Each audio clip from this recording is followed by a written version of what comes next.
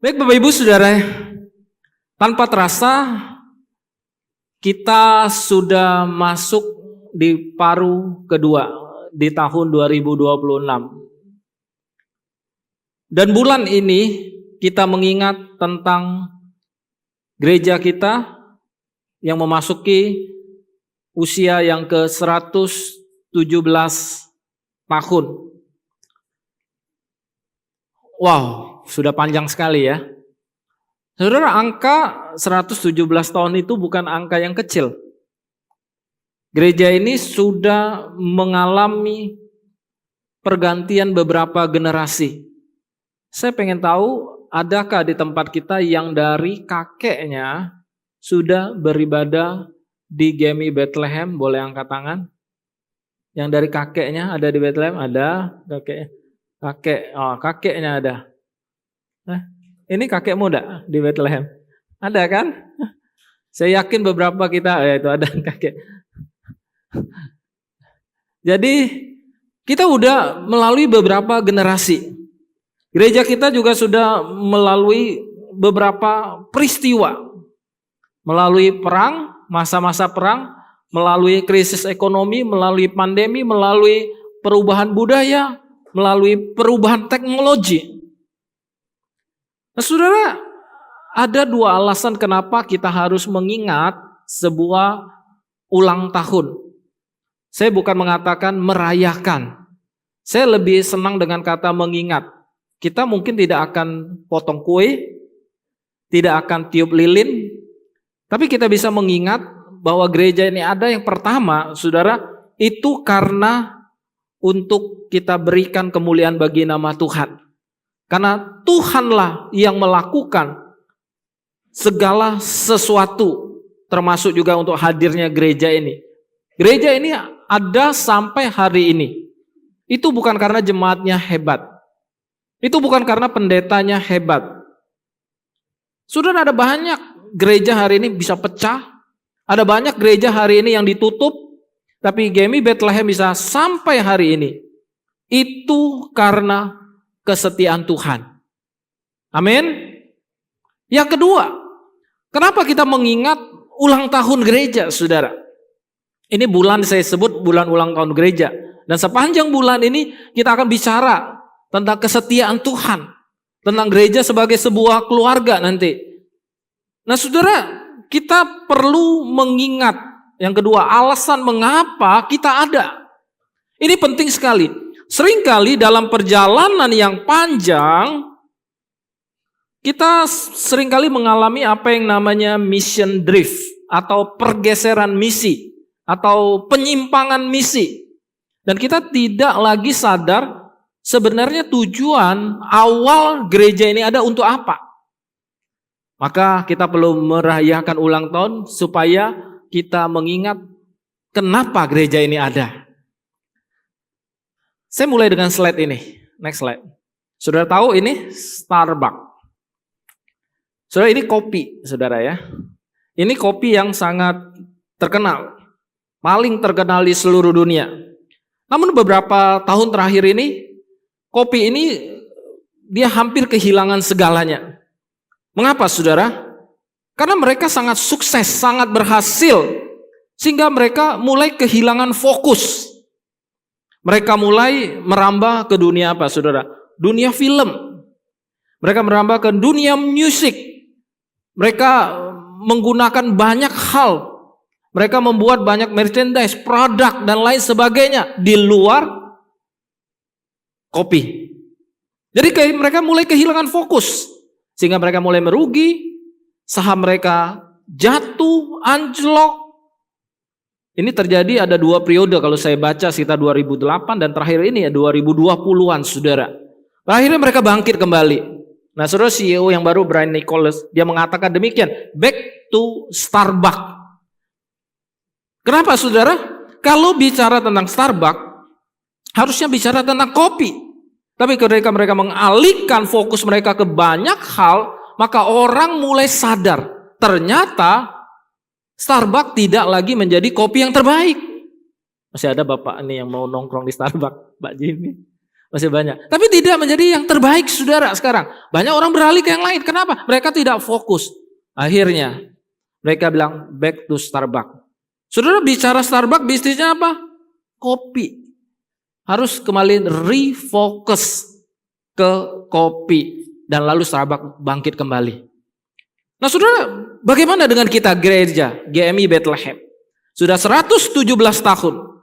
Apakah kita masih fokus kepada kopi kita? Saudara, kopi kita apa? Nah saudara, kopi itu adalah misi yang Tuhan berikan kepada kita.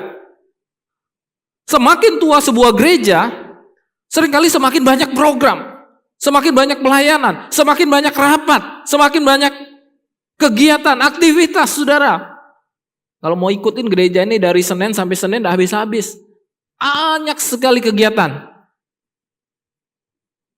Tapi kita kehilangan sesuatu yang paling penting, yaitu misi kita, amanat agung kita, saudara. Saudara, hari ini Tuhan tidak bertanya berapa umur gerejamu.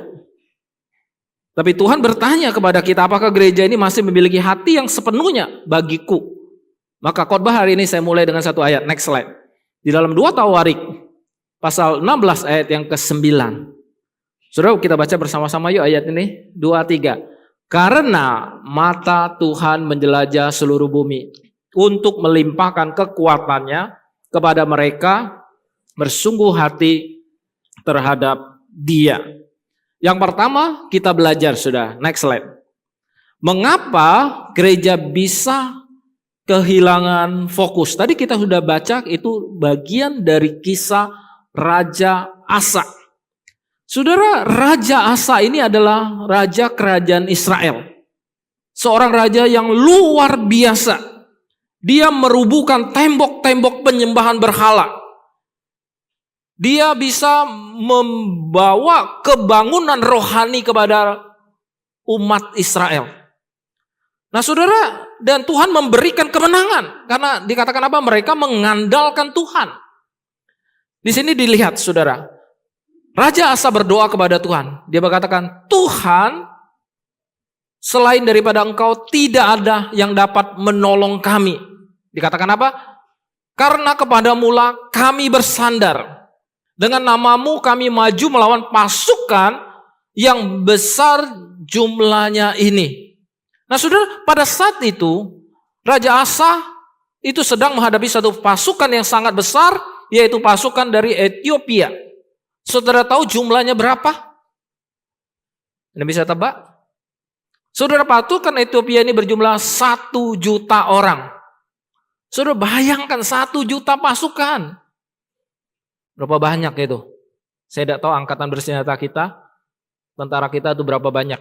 Tapi ini 1 juta saudara. Ini zaman dulu. Dan punya 300.000 kereta perang. Tapi ketika Asa bersandar kepada Tuhan, maka Alkitab berkata, dan Tuhan memberikan kemenangan kepada mereka. Namun, next slide. Apa yang terjadi selanjutnya? Saudara, pada tahun yang ke-36 pemerintahan Raja Asa. Raja Asa memerintah termasuk raja yang lama memerintah. Dia memerintah sampai 41 tahun. Dan pada tahun yang ke-36 saudara, ketika Raja Asa mengalami kesuksesan, dia punya banyak pengalaman. Dia tidak lagi bersandar kepada Tuhan. Dia sudah mulai mengandalkan diri sendiri. Dan dia mengalami sesuatu yang fatal saudara. Dia tidak mencari Tuhan ketika mendapatkan ancaman dari musuh. Tetapi dia mengandalkan emasnya, kata Alkitab. Mengandalkan peraknya, mengandalkan koneksinya. Untuk membeli perlindungan dari raja-raja lain. Jadi dia tidak akan berperang lagi dan tidak mengandalkan Tuhan. Dia mengandalkan uang untuk membeli koneksi, membayar raja-raja lain untuk melindungi mereka. Pada saat itulah, maka seorang nabi yang bernama Hanani berkata kepada Raja Asa, karena engkau bersandar kepada Raja Aram dan tidak bersandar kepada Tuhan Allahmu, maka Tuhan tidak membebaskan mereka dari perang. Ayat 8 dikatakan, bukankah tentara orang Ethiopia dan Libya besar jumlahnya, kereta dan orang berkuda yang sangat banyak, namun Tuhan telah menyerahkan mereka ke dalam tanganmu karena engkau bersandar kepadanya. Dan kemudian dia tidak bersandar. Maka Alkitab berkata, dalam hal ini engkau telah bertindak bodoh. Nah, saudara, bagaimana pelajarannya bagi kita? Di usia 117 tahun ini. Next slide. Saya ingin mengatakan bahwa kesetiaan masa lalu itu tidak menjamin kesetiaan masa depan. Hanya karena engkau setia di masa lalu, itu bukan berarti engkau juga akan setia di masa depan. Saudara, banyak orang yang setia kepada gereja, kepada Tuhan di masa lalu. Dulunya, ini orang rajin ke gereja. Dulunya, ini orang setia melayani Tuhan. Dulunya, orang ini setiap minggu pasti ada di gereja. Dulunya, dan sebagainya. Tapi hari ini di mana mereka? Apakah mereka ada di sini? Apakah mereka masih tetap melayani? Ataukah mereka sudah tidak ada di sini? Jadi kesetiaan masa lalu tidak menjamin kesetiaan di masa sekarang, saudara. Akan tetapi karena engkau tidak setia di masa lalu, bukan berarti juga engkau tidak akan setia di masa ini. Kekristenan adalah bicara masa ini. Jika saudara yang hadir pada siang hari ini di tempat ini, dulunya tidak aktif melayani Tuhan. Dulunya, jangankan melayani Tuhan, ke gereja aja jarang, gitu ya. Ke gereja kalau Natal, kalau Paskah, kalau ada ulang tahun gereja. Nah, saudara, kalau saudara ada di tempat ini hari ini, saudara ubah hidup saudara. Dulunya saya memang tidak aktif, tapi tidak aktif dulu. Tidak setia dulu, bukan berarti saya hari ini tidak setia. Saudara belum terlambat. Mulai, saudara, mulai. Mulai hadir di gereja. Mulai terlibat dalam segala pelayanan.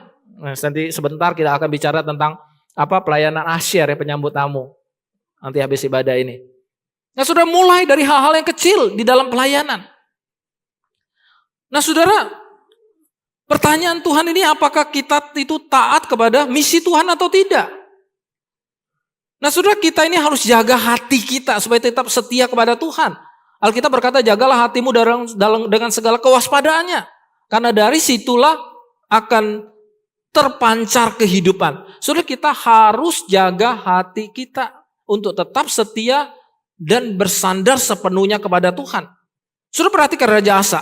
Saudara, Raja Asa, dia tidak mengandalkan Tuhan. Dia mengandalkan koneksi, dia mengandalkan emas, perak. Awalnya Raja Asa ini luar biasa, dia mengandalkan Tuhan, dia membangun kebangkitan rohani, dia menghancurkan berhala. Tapi karena uang, karena politik, karena mengandalkan manusia, dia sekarang berubah. Saudara, apa yang berubah? Bukan keadaannya, bukan situasi yang berubah, tapi yang berubah itu hati. Saudara, gereja juga bisa seperti ini. Dulu bergantung kepada doa. Sekarang gereja bergantung kepada pengalaman. Wah, kita udah pengalaman ini. Hamba-hamba Tuhan kita hebat, karyawan kita udah berpengalaman. Kita mulai bergantung kepada pengalaman, saudara. Dulu kita bergantung kepada Tuhan, sekarang kita bergantung kepada program, saudara. Saudara, berapa banyak hari-hari ini kita bergantung kepada Tuhan? Apa yang Tuhan kehendaki, kita bertanya. Tapi hari ini kita bertanya, apa yang paling praktis? Kalau bisa gereja ini praktis-praktis saja, gitu ya. Itu kan yang kita kehendaki biasanya, saudara. Saudara, dulu saya ingat banyak di zaman-zaman gembala-gembala yang dulu, hamba-hamba Tuhan terdahulu, kita itu sampai berdoa sungguh-sungguh sekali, saudara. Ketika zaman pendeta Simon Peter, saya pernah mendengar bahwa sampai majelis-majelis itu, kalau teman-teman orang lama pasti tahu ya, kumpul di rumah pendeta Simon Peter. Waktu itu pastorinya di luar, kumpul berdoa, saudara. Setiap hari kumpul berdoa. Kenapa? Karena kita mengandalkan Tuhan sampai. Zaman pendeta Tonggalia ketika ada satu krisis, saudara, kumpul lagi kita berdoa. Apakah harus ada krisis dulu baru kumpul berdoa? Saudara, hari ini kita harus mengandalkan Tuhan. Itu misi dari gereja, saudara. Sekarang jangan sampai kita ini mission drift, sudah menyimpang dari misi. Kita tidak mulai mengandalkan Tuhan. Seberapa banyak teman-teman yang hadir di ibadah doa malam? Maaf teman-teman, Bapak Ibu yang udah hadir. Berapa banyak, saudara? Bagaimana kita bergantung kepada Tuhan? Lalu apa visi misi gereja kita? Next slide. Saudara, kita mempunyai visi yang jelas, yaitu menjadi gereja yang sehat. Nah, saudara, apa yang gereja yang sehat itu? Gereja yang sehat, kalau sesuatu yang sehat itu pasti bertumbuh. Coba kalau saudara punya anak, tiba-tiba anak ini tidak bertumbuh-tumbuh. Saudara lihat anak ini 1 tahun, 2 tahun, teman-teman tadi saya tanya Pandi, anaknya 1 tahun 7 bulan, masih lucu kan? Tapi entah 5 tahun lagi, 10 tahun lagi, kalau anak Pandi masih seperti itu, kira-kira lucu enggak? Bukan lucu, menakutkan, saudara. Kalau sehat itu harus bertumbuh. Bagaimana dengan gereja kita? Saya di KU 1 saya lihat, saya bilang di KU ibadah 1 ini dulu, jemaat kita itu 200-300 orang. Tapi hari ini makin menurun, saudara. Makin banyak bangku kosong. Kita bersyukur ibadah 2 ini ada makin meningkat, bertambah, saudara. Target pertumbuhan dari Gereja Metodis Indonesia itu pertumbuhan jemaat itu 3%. Nah, saudara, semakin banyak jumlah jemaat gereja, semakin sulit mencapai 3%. Betul ya? Nah, saudara, semakin tua jemaat di gereja, juga semakin sulit mendapatkan pertumbuhan jemaat 3%. Saudara, dalam 10 tahun saya di Bethlehem sampai hari ini, ada lebih dari 100 orang jemaat kita yang meninggal dunia. Kemarin ada 1 jemaat kita di CGC yang meninggal dunia. Saya ngomong sama Contau, jemaat kita kurang 1, Contau. Kalau kamu cari jemaat tambah 1, masih impas, belum bertumbuh di pos pelayanan kita. Kalau kamu cari 1. Nah, saudara, kalau jemaat kita di dalam 10 tahun terakhir ini bertambah lebih dari, meninggal dunia lebih dari 100 orang, kita tambah 100 orang, jemaat kita belum bertumbuh. Wah, kita banyak udah tambah jemaat ini. Nah, saudara, oleh sebab itu, kita harus kembali kepada misi gereja kita, menjadi gereja yang sehat itu bertumbuh dan juga relevan. Apa relevan itu? Relevan itu gereja kita ini terbuka untuk semua generasi, saudara. Itu relevan. Gereja ini cocok untuk orang-orang tua. Ya, kalau udah KU 2, orang tua di KU 1 ya, cocok. Ada KU 1-nya. Gereja ini cocok untuk anak-anak muda di KU 2. Gereja ini cocok untuk juga remaja. Untuk sekolah minggu, ada sekolah minggu, ada remaja. Ini relevan bagi segala generasi, saudara. Kita rindu, saudara. Gereja kita ini bukan hanya gereja anak muda, tapi gereja kita adalah gereja untuk segala generasi. Oleh sebab itu, inilah visi misi gereja kita. Kalau saudara belum ingat apa yang dikatakan Alkitab, next slide. Saudara, Alkitab berkata, ini sebelum mengakhiri kitab Matius, kita melihat ada sebuah amanat agung. Yesus berkata, di sini dikatakan apa? Pergilah, jadikanlah semua bangsa muridku dan baptislah mereka dalam nama Bapa dan Anak dan Roh Kudus, dan ajarlah mereka melakukan segala sesuatu yang kuperintahkan kepadamu. Ini adalah misi kita. Nah, saudara, misi kita apa? Ada 4 kata kerja. Pergi, jadilah semua bangsa murid, baptislah dan ajarlah. Dalam 4 kata kerja ini, dalam bahasa aslinya, kata kerja utama adalah menjadikan murid. Nah, saudara, bagaimana menjadikan murid? Dengan pergi, saudara, melibatkan orang. Itu cara menjadikan murid. Bagaimana menjadikan murid? Dengan membaptis mereka, menggerejakan mereka. Bagaimana cara menjadikan murid? Yaitu dengan mengajar. Mengajar itu artinya mendidik mereka untuk taat kepada kebenaran. Saudara, inilah misi kita. Dimanapun kita berada. Saudara ada di sekolah, saudara menjadikan murid, saudara ada di pekerjaan saudara menjadikan murid, saudara ada di kampus, saudara menjadikan murid, saudara ada di media sosial hari ini kan, saudara menjadikan murid melalui media sosial. Ini kopi kita. Lalu apa yang gereja kita lakukan? Next slide. Di 2026 ini, saudara, ini pernah saya sampaikan juga. Next slide. Nah, saudara, ini gambaran jemaat Bethlehem. Saudara, jemaat Bethlehem itu bagaikan naik sepeda. Saya katakan naik sepeda. Jadi sepeda itu roda 2. Kalau roda 1 susah jalan ya. Kecuali akrobatik gitu ya. Nah, naik sepeda roda 2, saudara. Yang di belakang itu, roda belakang itu adalah kerohanian.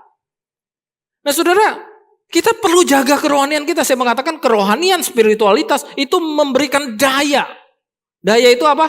Oh, dorong, saudara. Kalau saudara tidak punya kerohanian, saudara tidak bisa mendorong. Oleh sebab itu jaga kerohanian saudara. Berapa banyak saudara berdoa, berapa banyak saudara baca Alkitab, berapa banyak saudara hadir ibadah. Lalu jangan saudara ngomong, saya tidak bertumbuh rohani saya. Lalu saudara mulai menyalahkan hamba Tuhan, menyalahkan majelis, menyalahkan gereja. Saudara, saya ingin mengatakan, tanggung jawab pertumbuhan rohanimu adalah tanggung jawab dirimu sendiri. Mau enggak saudara bayar harga? Saya sedang mengikuti pemuridan kaum pria, padahal saya pendeta loh. Saya bayar sendiri, enggak pakai duit gereja. 10 minggu. Kenapa? Saya pengen apa? Pengen bertumbuh. Dan berapa banyak teman-teman yang mau melakukan hal itu? Bukan saya tidak tahu, sudah tahulah gitu apa yang mau, tapi saya pengen bertumbuh. Saya mendapatkan satu komunitas. Karena saya perlu ada daya dorong, saudara. Karena saya tahu kerohanian saya tanggung jawab saya sendiri. Saya berusaha baca buku. Saya setiap malam berusaha baca buku. Ya kadang-kadang seru, kadang-kadang ya paksakan. Karena saya tahu itu penting. Nah saudara tidak cukup punya daya dorong, tapi perlu ada penginjilan, saudara, ini penting.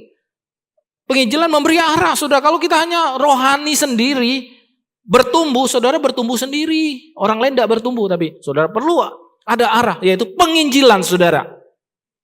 Nah kita kehilangan banyak dua hal ini di gereja. Makanya kita mulai gerakkan lagi ya. Nanti Ibu Elina di komisi misi ini kan harus mulai bergerak nih. Arah ke situ penginjilan ya, arahnya. Dia punya program sudah ya, masih rahasia.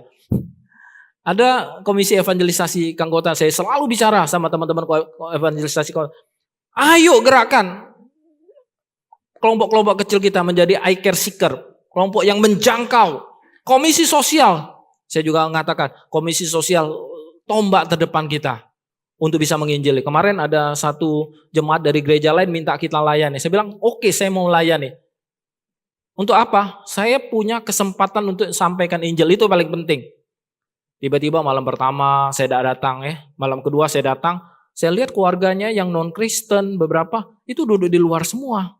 Saya heran, saya datang malam kedua, malam pertama saya tidak bisa datang. Kemudian saya bicara sama satu keluarga. Saya bilang besok saya khotbah. Saya minta kalian semua itu duduk ketika saya khotbah, dengeri saya khotbah. Ada beberapa keluarga yang Kristen kan yang pegang kunci-kuncinya itu saya tahu, saya langsung ngobrol sama mereka. Dan besok saya khotbah nih. Ya, kalian mau dengerin lah saya khotbah ya, nanti kalian duduk semua. Nah, ketika saya khotbah mereka duduk semua sudah. Saya bilang sama salah satu keluarga, saya mau terima ini karena saya punya kesempatan untuk bicara sama kalian. Ya, kita pakai satu momen. Sudah penting sosial. Bisa menjadi kopi kita tetap sama, mau di sosial, mau di misi, mau di anggota evangelisasi, apapun kopi kita tetap sama. Yaitu amanat agung Tuhan. Ada next gen dengan berbagai penjangkauannya. Amanat agung Tuhan di dalamnya. Ada Korean Club, ada apa lagi? Music Club, Dance Club, apa-apa. Mau nari, mau nyanyi, mau bahasa, kopinya sama. Amanat agung Tuhan. Oleh sebab itu penting saudara. Next slide. Lalu apa yang Tuhan cari dari gereja ini? Alkitab katakan karena mata Tuhan menjelajahi seluruh bumi. Saudara, Tuhan melihat kita, Tuhan mencari di seluruh dunia ini, bumi ini. Mengapa Tuhan melakukan hal ini? Apakah Tuhan cari gereja yang besar? Apakah Tuhan cari gereja yang paling kaya? Apakah Tuhan cari gereja yang paling lama? 100 tahun lebih. Tidak. Tuhan sedang mencari hati yang sungguh-sungguh menjadi miliknya. Saudara, bulan ini kita memperingati 117 tahun gereja kita. Tetapi usia bukanlah yang pertama membuat Tuhan berkenan kepada kita. Yang Tuhan cari adalah apakah setelah 117 tahun ini kita masih memiliki hati yang mengasihi Tuhan. Kita memiliki hati setia pada misi Tuhan. Nah saudara, saya ingin berkata hari ini kita ada di tempat ini karena ada orang-orang yang berkorban. Ada orang-orang yang berdoa, ada orang-orang yang mencucurkan air mata, ada orang-orang yang menjaga fokus misi ini tetap jalan. Sehingga kita ada hari ini di tempat ini. Saya ingin sampaikan sedikit sejarah gereja, 5 menit. Nah saudara, ini sejarah gereja Bethlehem. Saudara, gereja kita itu mulai dari misionaris, kalau saudara, ini misionaris perempuan ya, yang mengabarkan Injil dari Singapura, mulai mengabarkan Injil masuk ke kota Palembang. Saya terima kasih kepada kaum wanita ya. Masuk gitu ya, luar biasa. Biasa wanita kan pintar ngomong kan daripada pria kan. Banyak ngomong kan. Ya jangan menggosip. beritakan Injil gitu ya dengan kemampuan kita untuk ngomong. Nah kemudian tanggal 5 November ini 1905 ini gereja Metodis itu pertama itu berdiri di Bogor gitu ya. Di Bogor. Nah ini DS kita itu. Pendeta John Russell Dinies itu adalah DS gitu ya. Nah sebelumnya 1908 itu berdiri The Methodist Mission School. Kalau saudara tahu Metodis 1 dulu adalah Methodist English School. Dulu Mission School itu ya. Seorang dari Melayu gitu ya. Ya Salomon Pakian Nathan datang. Kemudian dia juga memulai gerakan-gerakan ini. Mulai kumpulin orang untuk gereja pada tanggal 25 Juli 1909. Maka Pak DS kita yang bernama Denis ini meresmikan sebuah gereja. Waktu itu masih namanya bukan distrik 1, distrik 2, tapi distrik Hindia Belanda. Masih dijajah Belanda seperti itu. Yang disebut a small beginning of Chinese Ambonese Tamil Church. Jadi adalah gereja dari orang-orang Chinese, orang-orang Ambon, orang-orang Tamil seperti itu. Nah kita terus berjalan. Nah saudara pada tahun 1917, ini nama gembala yang pertama yang kita tahu. Kalau ini kan misi mungkin ya. Nama gembala yang pertama yang kita tahu pendeta Diong Hong Sik gitu ya. Diong Hong Sik ini melayani The Methodist Palembang Chinese Church tahun 1917. Fotonya ada. Ya. Nah saudara kemudian setelah dia mulai didirikan juga sekolah Metodis. Jemaat berbahasa Tionghoa jumlahnya 8 orang, jemaat berbahasa Melayu 14 orang. Itu dicatat. Ini base-nya sejarah semua ya, ada dokumennya semua. Nah kemudian pada tahun 1928 ada diganti oleh pendeta Teng Kai Beng. Ini juga fotonya ada. Nah di situ dicatat saudara di dalam District Superintendent Reports, laporan DS untuk The Sumatra Mission of the Methodist Episcopal Church di Medan, itu dikatakan bahwa gereja Tionghoa itu sangat mengalami penurunan saudara. Dan pendeta Tai Kai Beng ini melayani dengan setia selama 3 tahun. Kenapa mengalami penurunan? Karena orang-orang Tionghoa katanya itu, yaitu orang-orang mereka itu bekerja kepada tokeh yang non-Kristen. Jadi kerjanya 7 hari sehari dari pagi sampai jam 7 malam katanya. Jadi kadang-kadang tidak bisa ke gereja. Itu mereka mengalami kesulitan. Nah kemudian diganti oleh pendeta Chang Yeng Huang gitu. Ini 1939. Kalau ini sudah ada gambarnya. Kemudian diganti oleh pendeta Tan Pen Kun. Nah pada waktu itu setelah perang sempat vakum. Kemudian pendeta Tan Pen Kun masuk. Dia mengalami kesulitan yang sangat besar karena pasca perang tidak ada kepemimpinan. Akhirnya dia bekerja dengan luar biasa saudara untuk kembali membangun gereja ini. Next slide. Dan seterusnya saudara. 25 Desember 1952 gedung gereja depan dibangun, kemudian didirikan TK, kemudian ada pendeta Yap Timping, pendeta Chen Chiliang, Yunus Cendana, kemudian seterus pendeta Chen Sauci, dan seterusnya. Next slide. Nah gedung ini dibangun tanggal 5 Oktober 86, diresmikan ya gedung kita ini. Dan seterusnya sampai hari ini kita ada di 117 tahun gereja kita. Saudara, sejarah Gereja Bethlehem adalah sejarah kesetiaan Tuhan kepada kita dan gerejanya. Sekarang kitalah generasi berikutnya. Slide yang tadi, pepatah Tionghoa mengatakan bahwa minum air itu in sui se yuan. Minum air harus ingat sumbernya. Saudara, gereja ini tidak tiba-tiba ada. Ada air mata, ada pengorbanan, ada iman orang-orang yang terdahulu. Yang mungkin tidak kita kenal, tapi karena mereka lah kita bisa berdiri di sini, kita bisa melayani di sini. Oleh sebab itu saya selalu mengatakan history, sejarah adalah his story. Itu adalah kisah tentang Tuhan, kisah tentang kesetiaan Tuhan. Next slide. Lalu terakhir, saudara, apa warisan terbesar yang harus kita tinggalkan? Saudara, awalnya saya ingin memberi judul khotbah ini his story, kisahnya. Karena saya tahu ini kisah kesetiaan Tuhan. Tapi ketika saya membaca kisah tentang Charles Wesley, saya memberi judul khotbah ini Still More Love. Saudara, tadi pagi saya senang pas saya khotbah dinyanyikan lagu Charles Wesley. Maha kasih yang ilahi, hikmat Tuhan turunlah. Oh, saya bilang pas sekali. Saya tidak tahu, tapi mereka nyanyikan lagu dari Charles Wesley. Nah saudara, karena saya terinspirasi dengan ungkapan yang sangat mendalam, still more love. Saudara, suatu hari Charles Wesley menerima kabar bahwa istrinya Sarah Gwynne itu menderita penyakit cacar dan kondisinya sangat kritis. Maka ketika Charles kembali dari London ke Bristol, dokter berkata kepada dia bahwa Charles, kamu jangan tinggal di rumah ini, kamu tinggal di rumah yang lain saja. Karena penyakit ini bisa menular. Maka satu perkataan Charles yang sangat menyentuh hati. Dia berkata, apakah yang lebih berharga daripada Sarah bagiku? Saudara boleh lihat suaminya bisa enggak ngomong seperti itu. Apakah yang lebih berharga daripada Sarah bagiku?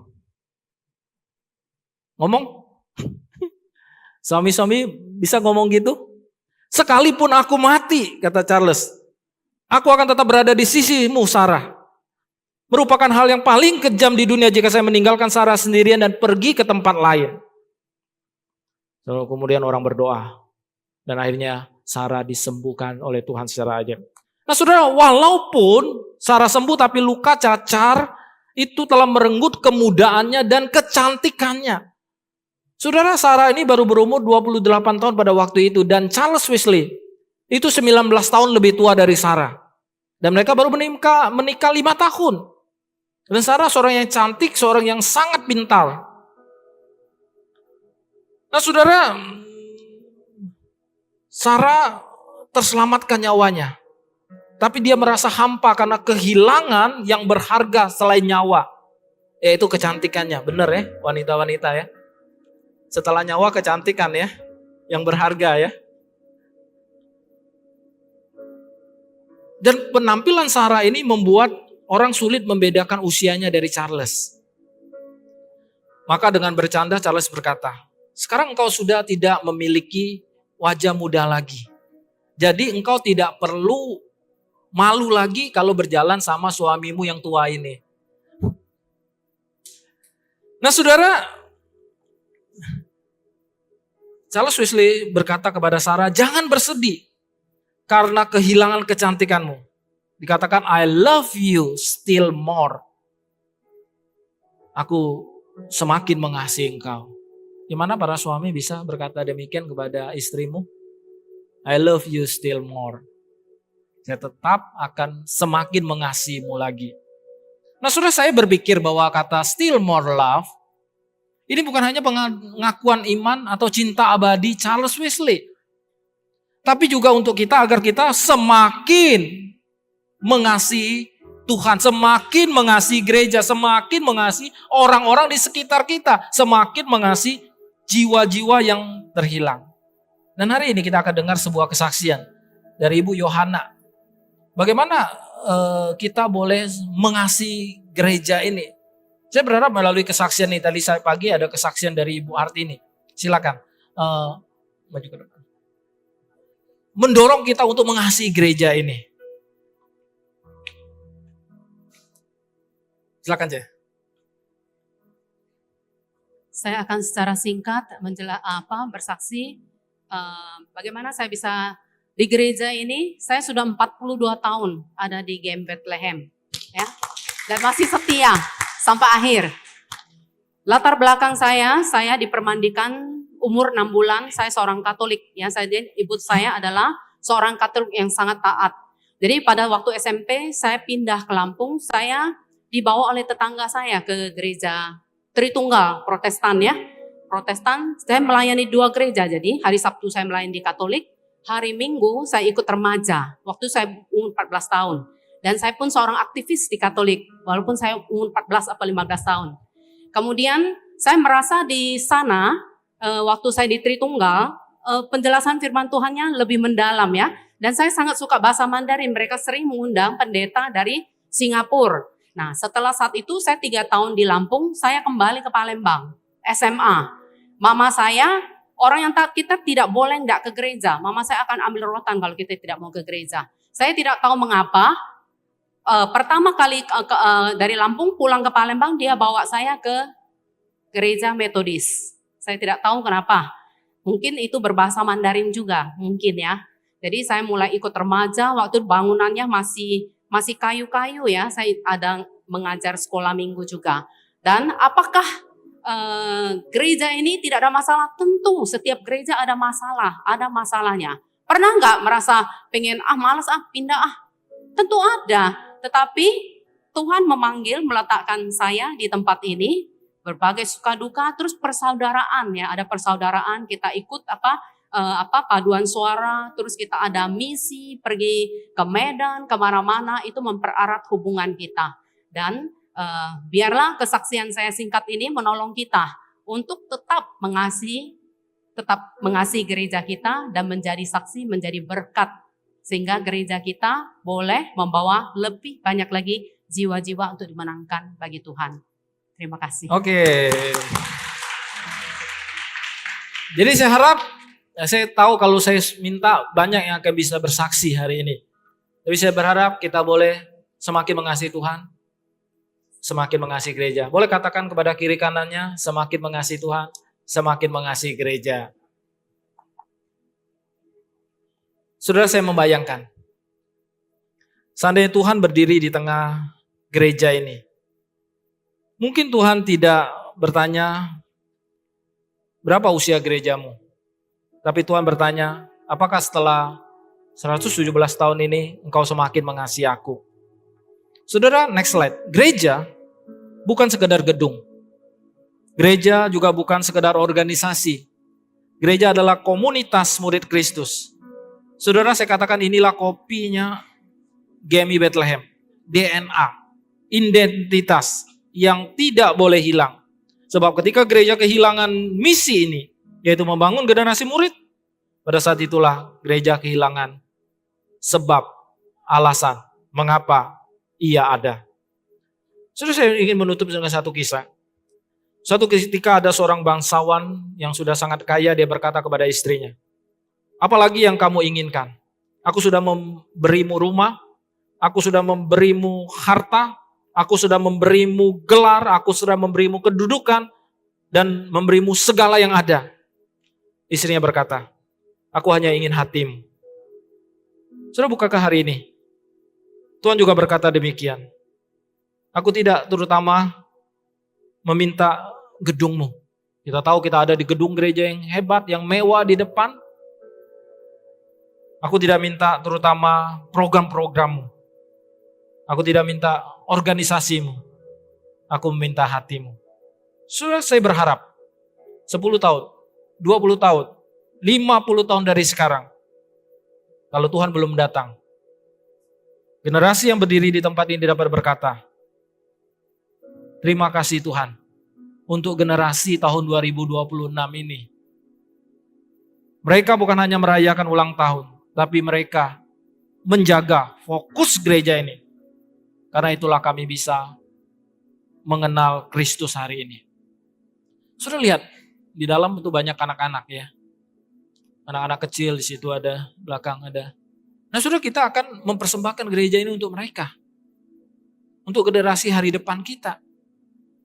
Saudara, kalau saudara tidak tetap jaga fokus gereja ini, kopinya gereja ini, saya tidak tahu barangkali apakah kita bisa merayakan sampai 150 tahun gereja kita ke depan. Tapi ketika kita bergandengan tangan, saudara, kita dapat mempersembahkan gereja ini bahkan lebih baik lagi kepada generasi hari depan kita. Sebentar kita akan melakukan perjamuan kudus. Saudara, saya teringat Charles Wesley berkata kepada Sarah, aku semakin mengasihimu. Tapi di meja perjamuan kudus pada siang hari ini, kita diingatkan bahwa kasih Allah jauh lebih besar daripada itu.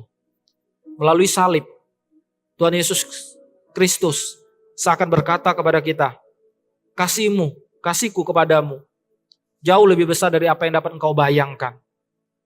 Saudara, roti dan cawan yang akan kita terima hari ini, itu merupakan bukti kasih yang tidak pernah berubah daripada Tuhan. Biarlah hari ini kita semakin mengasihi Tuhan dan juga semakin mengasihi gereja